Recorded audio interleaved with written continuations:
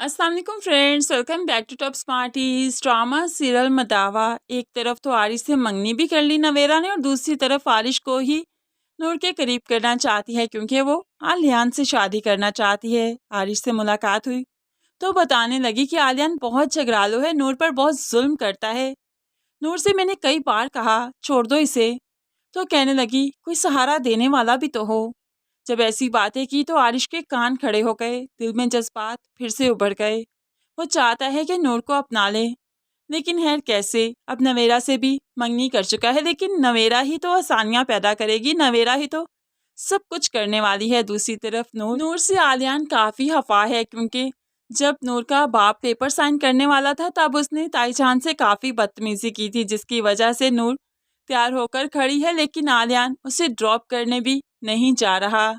जब वहां पर जाकर ये बात नवेरा को मालूम पड़ी कि आलियान ड्रॉप करने नहीं आया तो वो काफ़ी खुश हो जाती है और इस चीज़ का खूब अच्छे से फ़ायदा उठाने वाली है।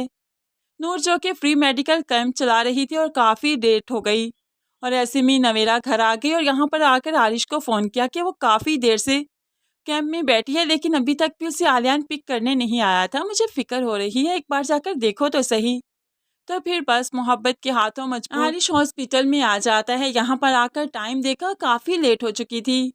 नब नूर की नज़र भी जब आरिश पर पड़ी तो उठ खड़ी हुई। मुबारक हो मंगनी की, उम्मीद करती हूँ को इस बार तुम नहीं भागोगे। पहले जीनिया को काफ़ी दुख पहुँचाया तुमने, अब मेरी बहन को नहीं पहुँचाओगे। तो यहाँ पर आरिश कहने लगा कितनी लेट हो गई, अभी तुम्हें पिक करने नहीं आया तुम्हारा शोहर।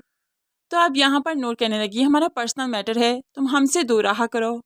खैर यहाँ पर आलियान को भी एहसास हुआ काफ़ी देर हो चुकी है, नूर पहले खुद गई है और अब नहीं आ रही तो उसे पिक करने जाना चाहिए। जब आलियान भी यहाँ पर अपनी बीवी को पिक करने आता है तो देखा कि वो तो आरिश के साथ रिलैक्स होकर बातें कर रही थी, जिस पर आलियान को काफ़ी गुस्सा आया। खैर यहाँ पर आगे बढ़ा। नूर ने जब आलियान को देखा तो सांस सूखने लगी कि ये क्या, मैं आरिश के साथ खड़ी हूँ, से बातें कर रही हूँ। तो आलियान भी आ गया। खैर आलियान गुस्से में दोबारा से गाड़ी में आकर बैठ गया तो नूर भी जल्दी से गाड़ी में आकर बैठी, उसके साथ घर आई तो दोनों का झगड़ा शुरू हो गया।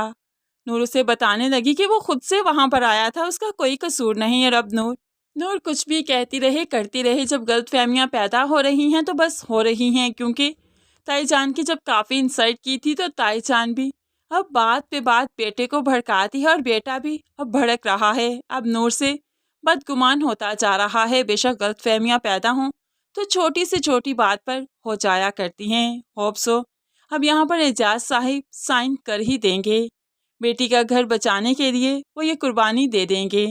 जिसके बाद जब नूर को मालूम पड़ेगा तो वो ताईजान पर फिर से भड़केगी, फिर से गुस्सा करेगी कि जो आप चाहती थी कर लिया ना, मेरे बाप को मजबूर कर दिया आपने, आप तो चाहती यही थी सब कुछ आपका हो जाए। जिस पर ताईजान और भी वावेला करती है, तुम्हारे बाप ने अपनी मर्जी से सब कुछ किया, मैंने नहीं कहा बीबी उससे। और अब आलियान भी अपनी माँ के साथ खड़ा है और नूर को अपनी माँ के साथ बदतमीजी करने पर काफ़ी बातें सुनाई और कमरे में जाने का कहा।